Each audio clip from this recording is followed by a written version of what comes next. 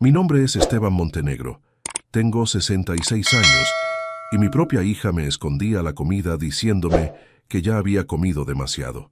Pero lo que ella no sabía es que yo había estado preparando algo durante meses que cambiaría su vida para siempre. Imagínate esto. Viviendo en la casa de mi hija Clara después de quedar viudo hace 3 años, pensé que había encontrado un lugar donde pasar mis últimos años en paz. Pero de a poco, mi propia sangre me fue convirtiendo en un prisionero en mi propio cuarto. Todo empezó sutilmente. Clara me decía con esa sonrisa falsa que usaba cuando mentía: «Papá, el médico dice que tenés que cuidar tu peso. Ya no podés comer tanto como antes». Pero yo me sentía perfectamente bien. Caminaba todas las mañanas, hacía jardinería, ayudaba con las tareas de la casa. Sin embargo, las porciones de comida se fueron haciendo cada vez más pequeñas. Después vinieron las excusas más elaboradas. «Ay, papá, se acabó la carne. Hoy hay que comer solo ensalada». O también, papá, el pan está muy caro, mejor comemos menos. Pero yo veía que para su marido, Rubén y sus 2 hijos, siempre había comida abundante. Solo para mí las raciones se volvían miserias. Una noche, alrededor de las 2 de la madrugada, me desperté con un hambre terrible. Fui a la cocina a buscar algo para calmar el estómago y me encontré con una escena que me partió el alma. Clara había puesto candado en la alacena y un cartel que decía reservado. El refrigerador tenía una nota pegada: «Papá, por favor no abras. Tu comida está en el recipiente marcado con tu nombre». Abrí el recipiente y encontré 2 galletitas de agua y un pedazo de queso del tamaño de una moneda. Esa noche entendí que no estaba viviendo con mi familia. Estaba viviendo con carceleros que se habían propuesto matarme de hambre lentamente. Pero lo que Clara no sabía, lo que nunca se molestó en preguntarme durante estos 3 años de infierno, es que su viejo padre había estado moviendo sus ahorros, vendiendo propiedades y preparando algo que ella jamás podría haber imaginado. Escucha esta historia hasta el final y decime qué harías en mi lugar. Para que entiendas cómo llegué hasta acá, tengo que contarte quién era yo antes de convertirme en este viejo al que le esconden la comida como si fuera un perro con sobrepeso. Durante 40 años trabajé como jefe de mantenimiento en una fábrica textil. Era un trabajo que respetaba, con gente que me valoraba. Cada mañana me levantaba orgulloso de tener responsabilidades, de solucionar problemas, de ser útil. Mi esposa Elena y yo criamos a Clara con mucho sacrificio, pero también con mucho amor. Elena trabajaba como maestra en la escuela del barrio y yo hacía horas extras siempre que podía para que a Clara no le faltara nada. Le pagamos la carrera de contadora, la ayudamos cuando se casó con Rubén, estuvimos ahí cuando nacieron nuestros nietos. Cuando Elena enfermó de diabetes, yo aprendí a cocinar, a cuidarla, a ponerle las inyecciones de insulina.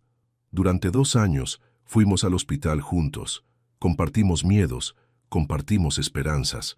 Cuando murió, Clara vino al funeral y me dijo: «Papá, no te preocupes, nosotros te vamos a cuidar. Nunca vas a estar solo». Qué mentirosa resultó ser. Al principio todo parecía normal. Vendí la casa donde había vivido con Elena porque era demasiado grande para mí solo. Con esa plata, compré bonos del gobierno y puse el resto en plazo fijo. Clara me dijo que era mejor que viviera con ellos. «Papá, en casa hay lugar de sobra. Los chicos te van a hacer compañía». Los primeros meses fueron lindos. Ayudaba a mis nietos con la tarea, les contaba historias, jugábamos al dominó. Clara cocinaba para todos y comíamos juntos como una familia normal. Pero después empezó el cambio. Primero fueron comentarios sutiles durante las comidas. «Papá, no comas tanto pan, te va a hacer mal». «Papá, la carne está muy salada, mejor come más verdura». «Papá, a tu edad hay que cuidarse más». Yo pensaba que era preocupación genuina. Después de todo, tenía 63 años cuando llegué a su casa y mi presión a veces subía un poco, pero lo que no me di cuenta entonces es que Clara estaba proyectando en mí todas sus frustraciones económicas. Su marido Rubén había perdido el trabajo hacía poco y ella se había vuelto obsesiva con los gastos. Cada peso que se gastaba en comida lo vivía como una pérdida personal. Y yo, sin saberlo, me había convertido en el blanco de su ansiedad económica. Escuchaba sus discusiones nocturnas con Rubén a través de las paredes finas. Rubén, no sé cómo vamos a llegar a fin de mes. Tu papá come más que nosotros 4 juntos. Ayer se comió medio paquete de galletitas. Así no podemos seguir. Y Rubén, que era un tipo débil, siempre le daba la razón. Tenés que hablar con él, Clara, explícale la situación. Pero las porciones se fueron achicando de manera tan gradual que al principio no me di cuenta. Un poco menos de carne, un poco menos de pasta, un poco menos de postre. Cuando me quejaba, Clara me decía: «Ay, papá, no seas exagerado. Comiste perfectamente bien». El cambio real empezó cuando Clara comenzó a controlar cada cosa que yo llevaba a la boca. Si me servía un segundo plato, aparecía inmediatamente: «Papá, ya comiste suficiente».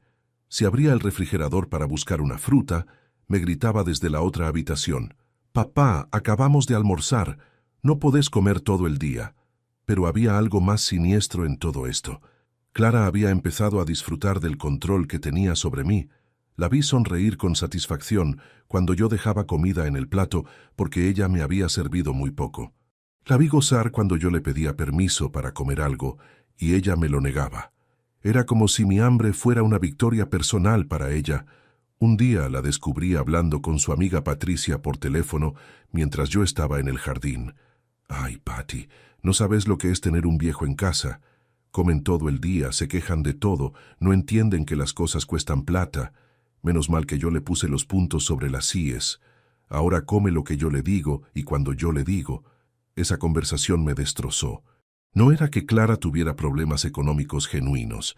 Era que había encontrado una manera de ejercer poder absoluto sobre otra persona, y eso la hacía sentir importante. Yo me había convertido en su proyecto de dominación. Empezó a cronometrar mis comidas.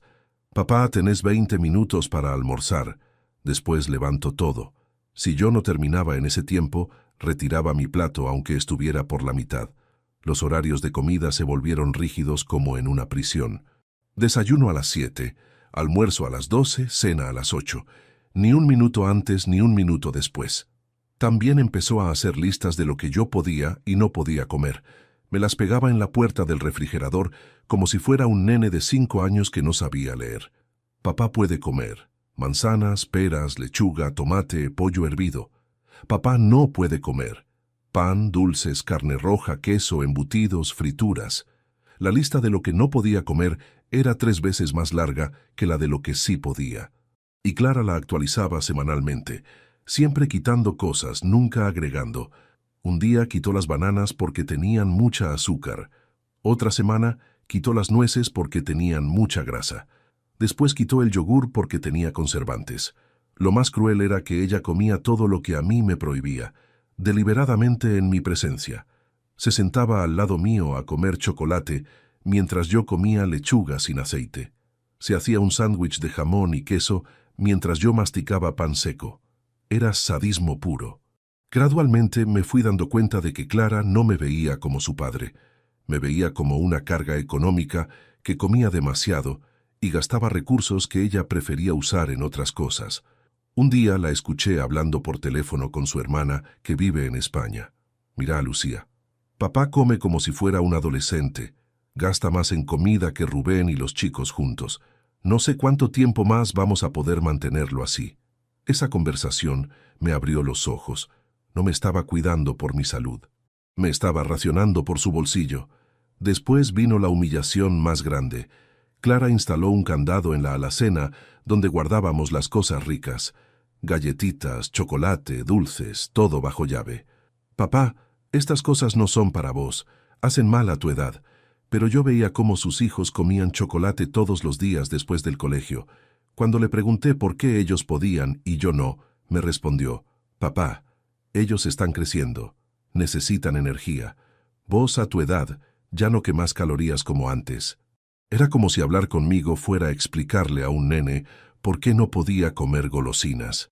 Una tarde, mientras Clara había salido a hacer compras, abrí el refrigerador para buscar algo y me encontré con que había etiquetas en todas las comidas. Rubén, Felipe, Martina, Clara. Todo tenía dueño, todo excepto un rincón pequeño donde había un tupper con mi nombre que contenía 2 rodajas de tomate y una tostada seca. Esa noche, cuando Clara volvió de hacer las compras, le pregunté sobre las etiquetas. Me miró como si fuera un ladrón al que habían descubierto. Papá, es que últimamente estás comiendo cosas que no son tuyas.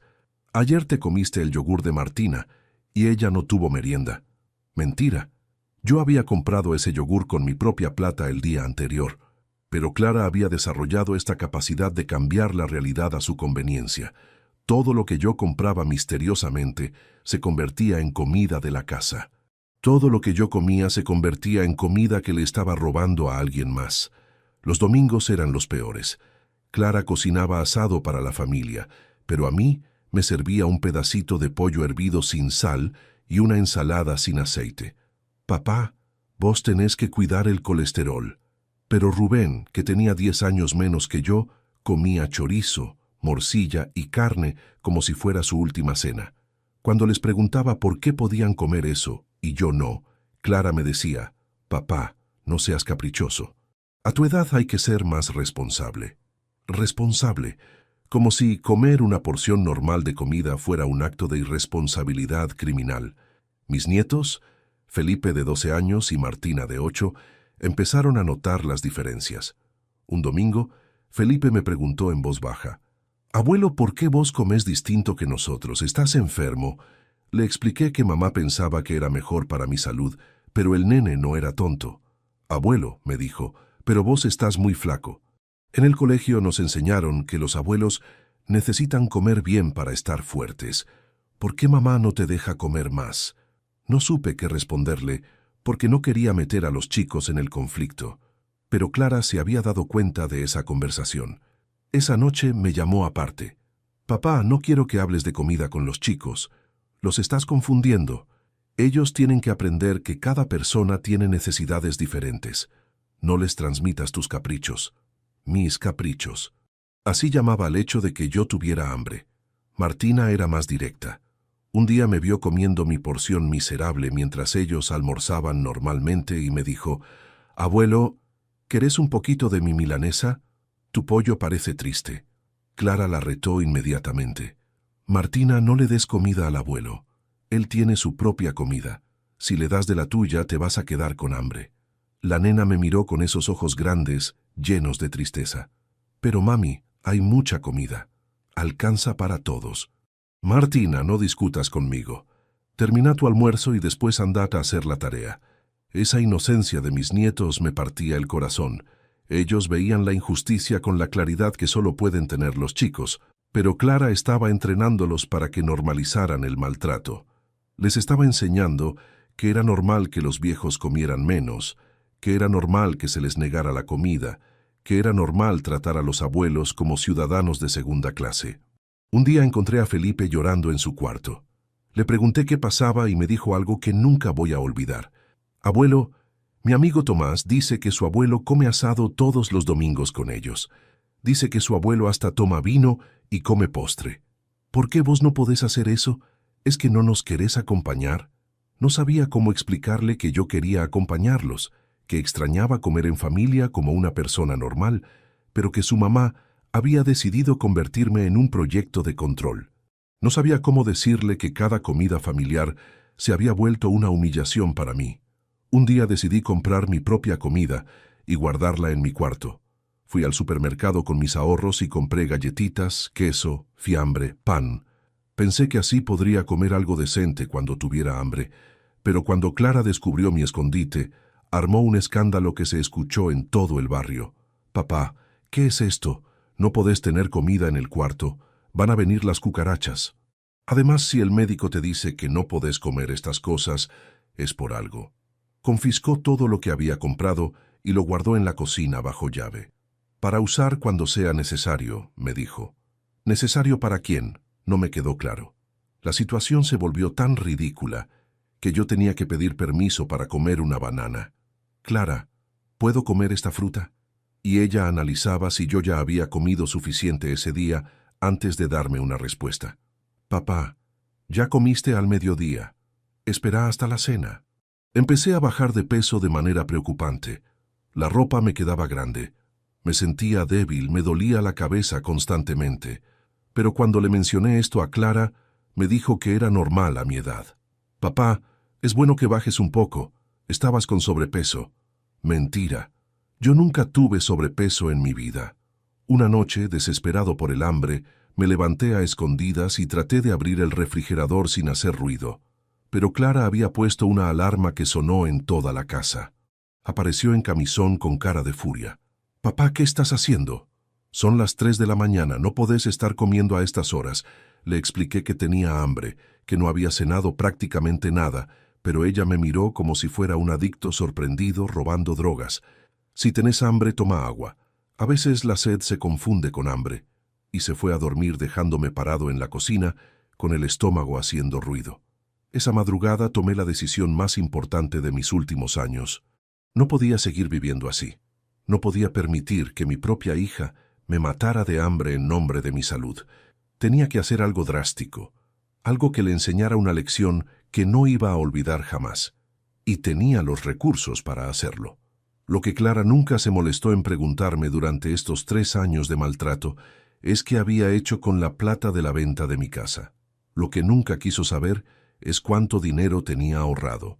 Lo que nunca le importó averiguar es que yo, además de ser su padre, era un hombre con recursos propios. Durante 40 años trabajando en la fábrica, además de mi sueldo, yo arreglaba máquinas para otras empresas los fines de semana. Cada peso extra que ganaba lo guardaba religiosamente. Elena sabía que yo era cuidadoso con el dinero, pero ni siquiera ella sabía cuánto había logrado ahorrar. Había aprendido sobre inversiones leyendo revistas especializadas en la biblioteca de la fábrica. Cuando otros obreros gastaban sus ahorros en televisores nuevos o vacaciones, yo compraba bonos del tesoro, acciones de empresas sólidas, certificados de depósito a plazo fijo. Sin hacer ruido, sin fanfarrias, fui construyendo un patrimonio que nadie sospechaba. Cuando vendí la casa después de que Elena muriera, en lugar de gastar esa plata, la invertí inteligentemente. Compré más bonos, puse dinero en fondos de inversión conservadores, adquirí algunas acciones de empresas de servicios públicos que pagan dividendos estables. Durante estos 3 años viviendo en casa de Clara, mis ahorros no solo no disminuyeron, sino que crecieron considerablemente. También tenía algo que Clara desconocía completamente. Mi hermano Tomás, que murió sin hijos hace 5 años, me había dejado como único heredero una propiedad en las sierras que ahora vale una fortuna porque la zona se había puesto de moda para el turismo. Había recibido ofertas de desarrolladores inmobiliarios que me ofrecían cifras que me convertirían en millonario. Pero además de todo esto, había algo más. Durante mis 40 años en la fábrica, había participado en un fondo de pensión privado que pocos empleados conocían. Cada mes, además de mi aporte jubilatorio normal, yo contribuía a este fondo especial. Cuando me jubilé, el fondo había crecido tanto que me daba una renta mensual que era el doble de mi jubilación oficial. Clara creía que yo vivía solo de mi jubilación mínima. No tenía ni idea de que todos los meses recibía esa renta adicional que yo guardaba completamente. No sabía que tenía 3 cuentas bancarias en diferentes bancos. No sabía que había diversificado mis inversiones en dólares, euros y pesos. No sabía que su viejo padre, al que le escondía las galletitas, tenía un patrimonio que le permitiría vivir como un rey durante los próximos 20 años. Y sobre todo, no sabía que yo había estado documentando todo su maltrato desde el primer día.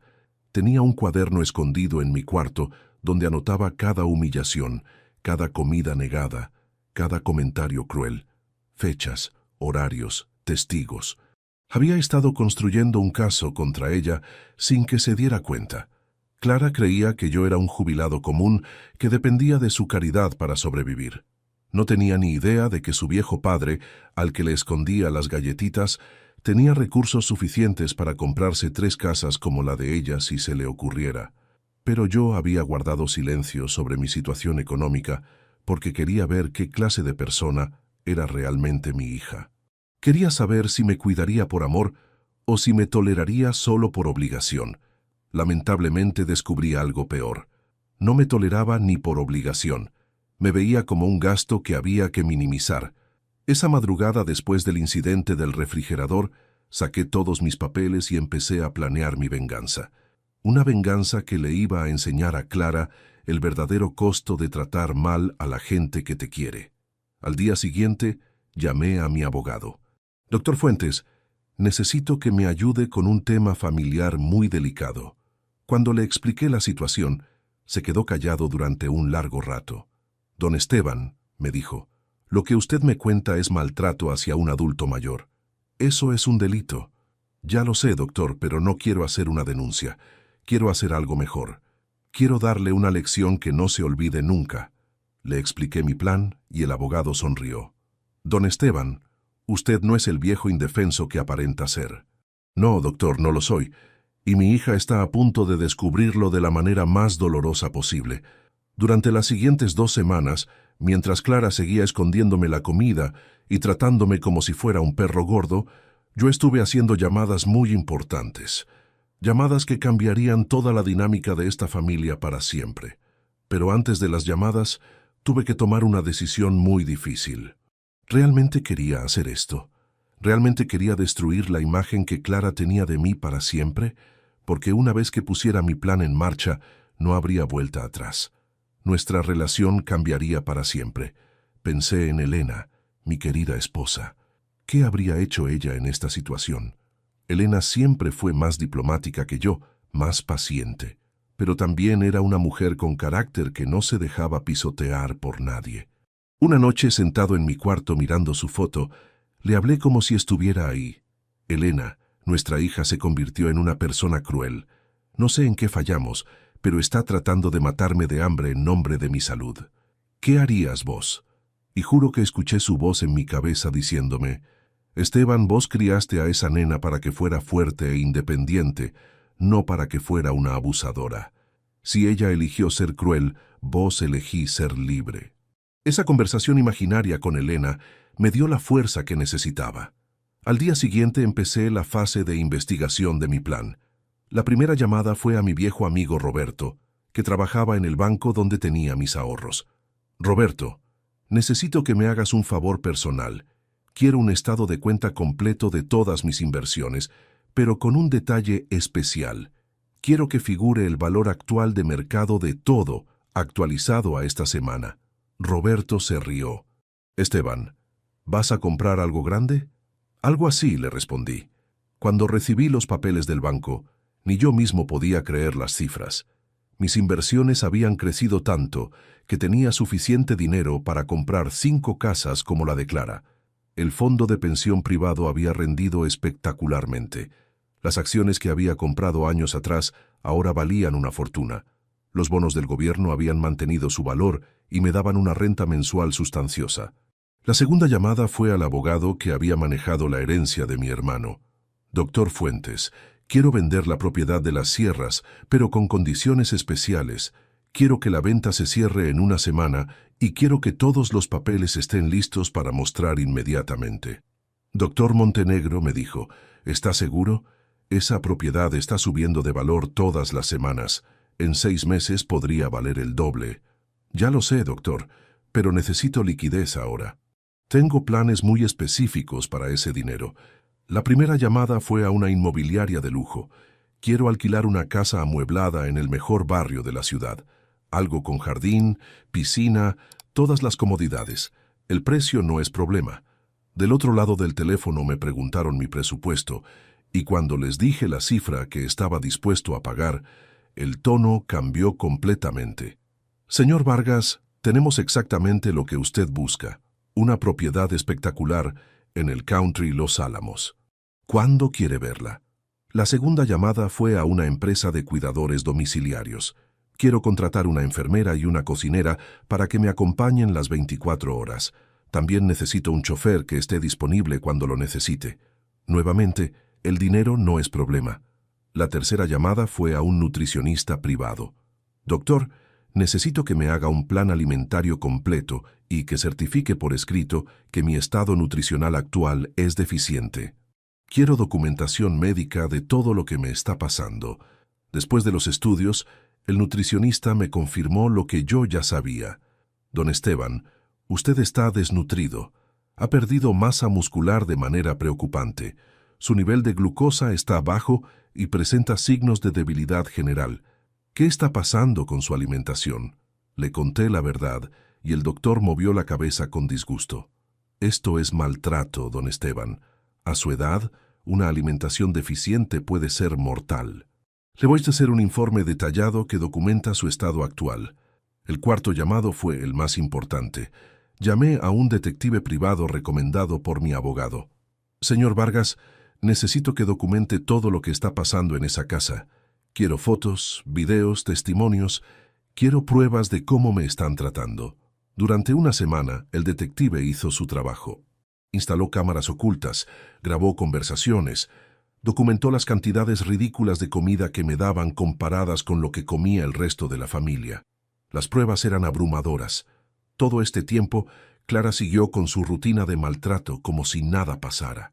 Papá, hoy almorzás solo ensalada porque ayer comiste mucho. Papá, nada de pan porque tenés que bajar más de peso. Papá, el queso es muy graso para vos, pero yo ya no me enojaba. Sonreía por dentro, porque sabía que cada día de maltrato que me daba era un día más de evidencia que iba a usar en su contra. El viernes de esa segunda semana, Clara organizó una cena familiar para celebrar el cumpleaños de Rubén. Invitó a los padres de él, a algunos amigos, hicieron una parrillada importante. Para todos había carne, ensaladas elaboradas, postres ricos. Para mí, Clara preparó un platito separado con una hamburguesa de pollo hervido y 2 hojas de lechuga. Cuando los invitados me preguntaron por qué yo comía algo diferente, Clara respondió con esa sonrisa falsa que ya conocía muy bien. Papá está a dieta especial por problemas de salud. El médico le prohibió las comidas grasosas, mentira tras mentira tras mentira. Esa noche, después de que se fueron todos los invitados, Clara guardó las sobras en el refrigerador. Había comida para una semana, pero puso todo bajo llave como siempre. A mí me dijo, papá, tu cena de mañana está en el tupper con tu nombre. Abrí el tupper y encontré un pedazo de pan seco y media manzana. Esa fue la gota que rebalsó el vaso. Al día siguiente, muy temprano, puse en marcha la fase final de mi plan. Llamé al doctor Fuentes y le dije, doctor, ejecute todo lo que hablamos. Hoy se acaba esta situación. Después llamé a la empresa de mudanzas que había contratado. Vengan a buscar mis cosas a las 10 de la mañana. Quiero que todo esté fuera de esta casa antes del mediodía. Finalmente llamé a Clara. Estaba en el trabajo, como todos los días. Clara, tengo que hablar con vos urgente. Venite a casa ahora. No puedo, papá, estoy muy ocupada. ¿Qué pasó? ¿Te sentís mal? No me siento mal, hija. De hecho, nunca me sentí tan bien en estos 3 años. Pero vos te vas a sentir muy mal cuando veas lo que está pasando en tu casa ahora mismo. Colgué el teléfono y esperé. A las 9:30 llegó el camión de mudanzas. Los muchachos empezaron a cargar mis pocas pertenencias mientras yo supervisaba desde el jardín. Era muy poco lo que me llevaba, porque después de 3 años de maltrato ya no tenía ganas de conservar nada que me recordara a este lugar. A las 10 llegó Clara corriendo desde el trabajo. Cuando vio el camión de mudanza se puso pálida. «Papá, ¿qué está pasando? ¿Por qué hay un camión en casa? ¿A dónde van con tus cosas?» «Me voy, Clara. Me voy de esta casa donde me tenés como prisionero, donde me escondés la comida como si fuera un animal, donde me tratás peor que a un perro. Pero papá, no entiendo. ¿A dónde te vas a ir? ¿Con quién vas a vivir? ¿Cómo vas a mantenerte?» Ahí vino lo más lindo de todo. Saqué una carpeta que tenía preparada y se la di. «Clara, en estos papeles vas a encontrar algo muy interesante. Vas a descubrir quién es realmente tu viejo padre al que le escondías las galletitas». Clara abrió la carpeta y empezó a leer.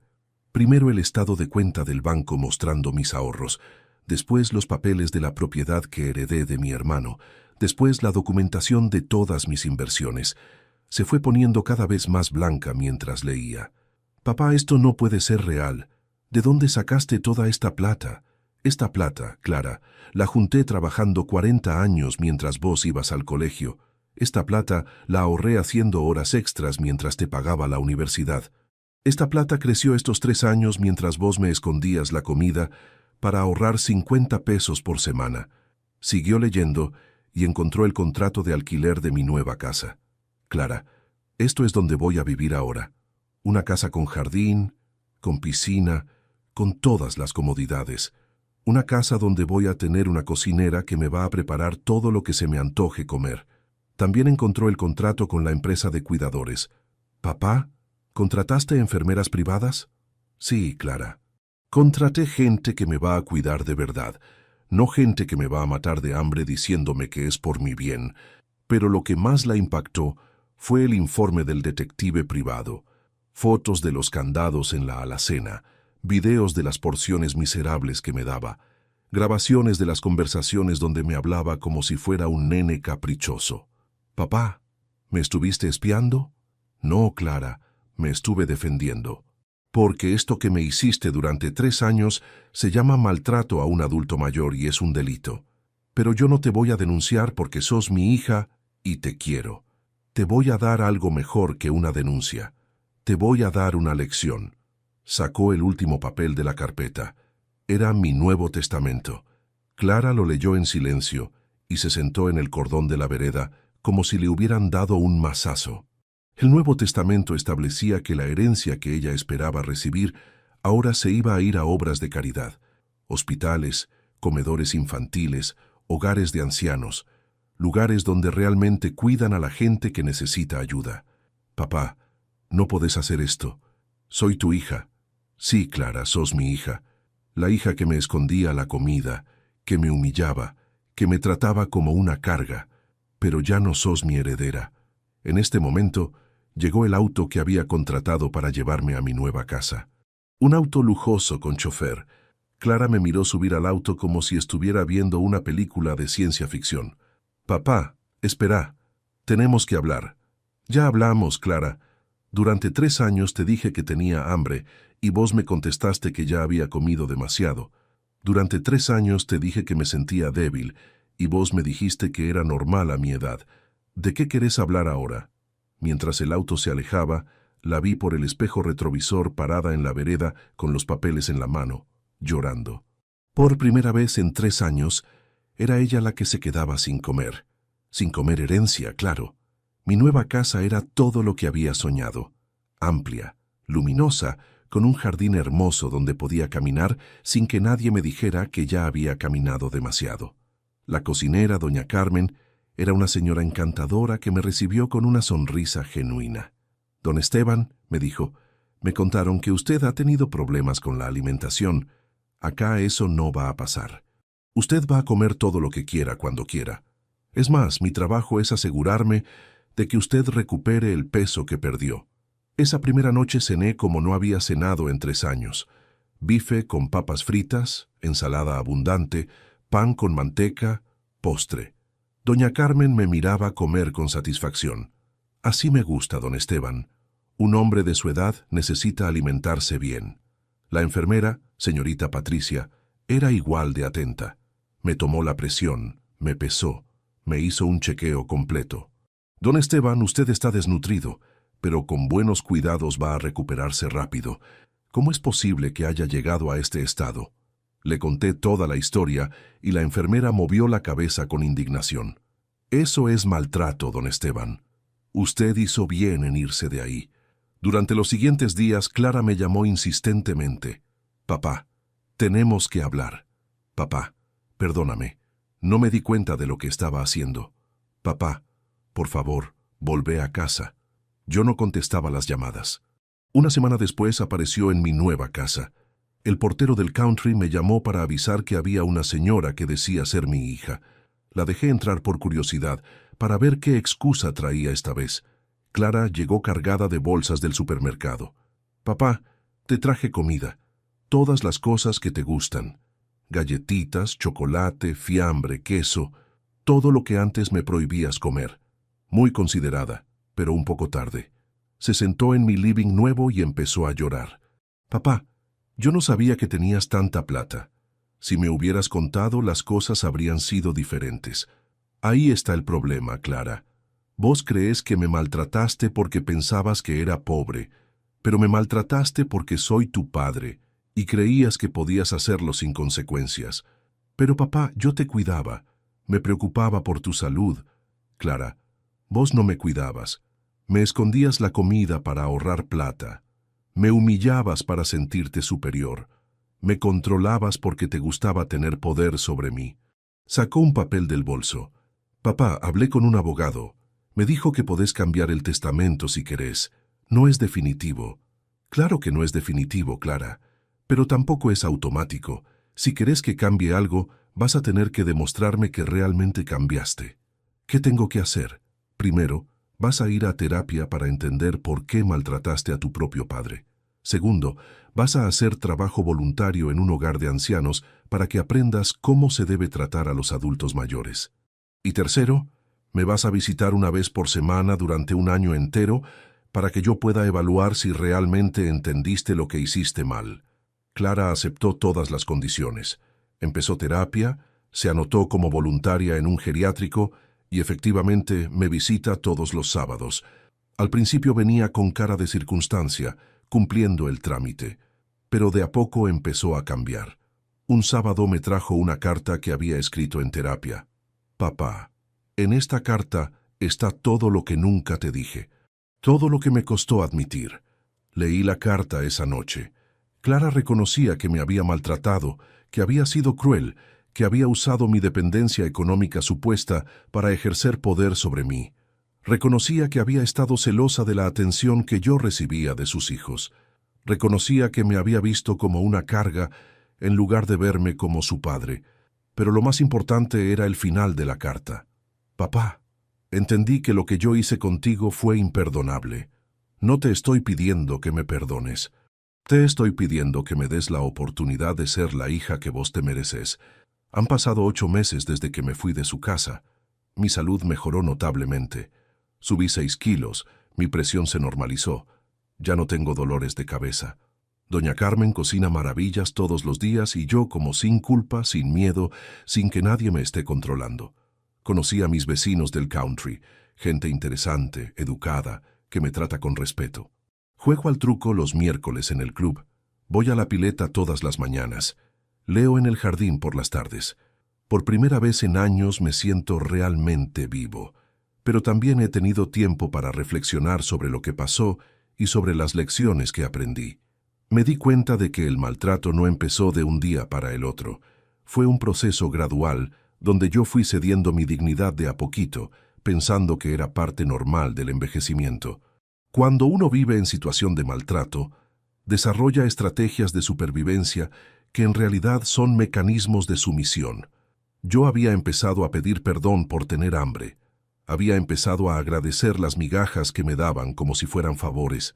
Había empezado a creer que tal vez efectivamente comía demasiado, que tal vez efectivamente era un estorbo. El maltrato hacia los adultos mayores es especialmente cruel porque aprovecha nuestra vulnerabilidad física y emocional. Clara sabía que yo no tenía a dónde ir, que dependía de ella, que no iba a defenderme porque la quería.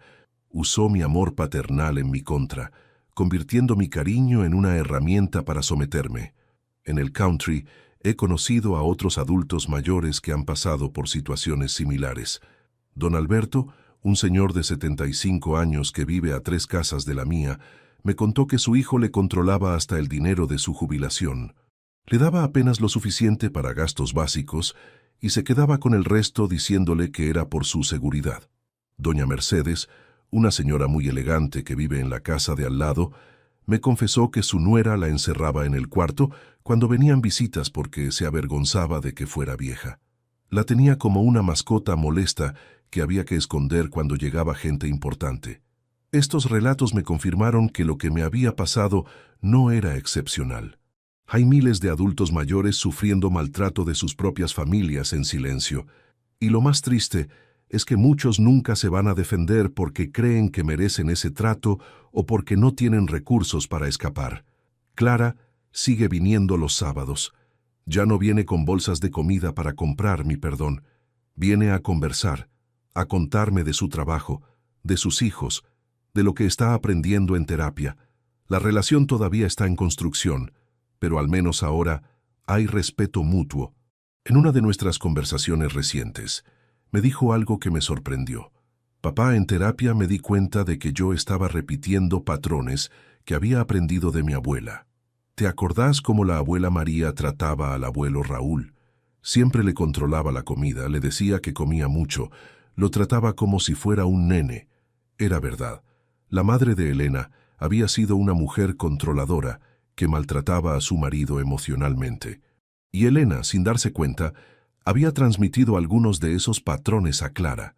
El maltrato se había vuelto normal en nuestra familia, generación tras generación, hasta que alguien decidió romper el ciclo. «Papá», siguió diciéndome Clara, «yo creía que estaba cuidándote, pero en realidad estaba perpetuando un patrón de abuso que venía de generaciones atrás. En terapia entendí que el control no es amor, que restringir no es proteger, que humillar no es educar. Sus hijos, mis nietos, vienen a visitarme al country regularmente. Se quedan a almorzar y doña Carmen los atiende como reyes. Abuelo, me dice Felipe, qué diferente sos acá. Te ves más contento, más fuerte. Acá se come buenísimo y vos comés igual que nosotros.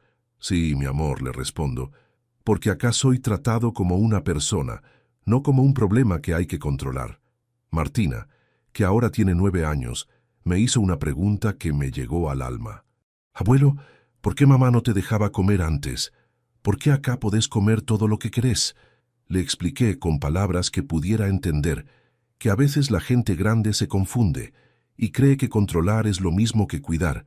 Pero abuelo, me dijo, yo cuando sea grande nunca le voy a esconder la comida a nadie, porque eso es malo y hace que la gente esté triste. Esa inocencia, esa claridad moral de los chicos, me confirmó que había hecho lo correcto. Mis nietos aprendieron una lección que sus padres habían olvidado, que todos merecemos dignidad, sin importar la edad que tengamos. Clara sigue viniendo los sábados. Ya no viene con bolsas de comida para comprar mi perdón. Viene a conversar, a contarme de su trabajo, de sus hijos, de lo que está aprendiendo en terapia. La relación todavía está en construcción, pero al menos ahora hay respeto mutuo. Sus hijos, mis nietos, vienen a visitarme al country. Se quedan a almorzar y doña Carmen los atiende como reyes. Abuelo, dicen, qué linda casa tenés. Acá se come buenísimo. Y yo sonrío porque al fin puedo darles lo que un abuelo debe darle a sus nietos. Abundancia, no escasez. El mes pasado, Clara terminó su año de trabajo voluntario en el geriátrico. Vino a contarme lo que había aprendido. Papá, vos tenías razón. Yo no sabía cómo se debe tratar a un adulto mayor. En el geriátrico aprendí que la comida no es solo nutrición, es dignidad, es amor, es respeto. La semana pasada le pregunté si había entendido realmente la lección. Clara, ¿vos entendés por qué hice todo esto? Sí, papá. Lo hiciste porque nadie tiene derecho a maltratar a otra persona, ni siquiera si es tu familiar. Lo hiciste para enseñarme que vos también tenés derechos. Lo hiciste para demostrarme que nunca es demasiado tarde para defenderse. ¿Y qué aprendiste sobre vos misma? Aprendí que yo había confundido cuidar con controlar. Aprendí que había proyectado en vos mis propios miedos económicos. Aprendí que el poder corrompe, incluso el poder que tenés sobre tu propio padre. Ayer firmé un Nuevo Testamento. Clara recuperó parte de su herencia, pero no toda. Una parte importante sigue destinada a obras de caridad, específicamente a hogares de ancianos donde maltratan a los residentes. Quiero que mi plata sirva para que otros viejos no pasen por lo que yo pasé. Vos que me escuchaste hasta acá, vos que me acompañaste en esta historia, quiero que sepas algo importante. Si alguien te está maltratando, si alguien está abusando de vos, porque cree que no tenés opciones, si alguien te trata como si fueras una carga, no importa quién sea esa persona, no importa si es tu hijo, tu hija, tu esposo, tu esposa, nadie tiene derecho a lastimarte. La edad no te convierte en un objeto. La dependencia económica no te quita la dignidad. El hecho de necesitar cuidados no significa que tengas que aceptar maltratos. Y nunca, nunca es demasiado tarde para defenderte y cambiar tu situación. Yo perdí 3 años de mi vida sintiendo hambre en la casa de mi propia hija, pero recuperé mi dignidad, mi salud y mi felicidad. A los 66 años empecé una nueva vida. A los 66 años aprendí que se puede ser feliz sin familia tóxica. A los 66 años entendí que el amor verdadero no lastima, no controla, no humilla. Si estás pasando por algo parecido, si alguien te está maltratando aprovechándose de tu vulnerabilidad, recordá mi historia. Recordá que siempre hay salidas, que siempre hay opciones, que siempre hay gente que te va a tratar con el respeto que mereces.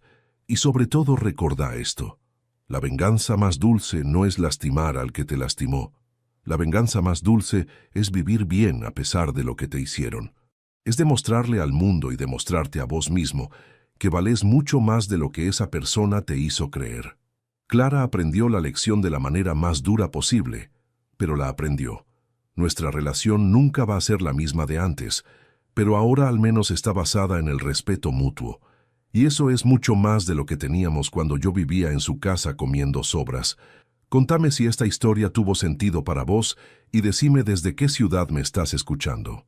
Porque al final, lo único que realmente importa no es cuántos años tenés, es cuánta dignidad conservás. Y esa dignidad nadie te la puede quitar a menos que vos se la entregues.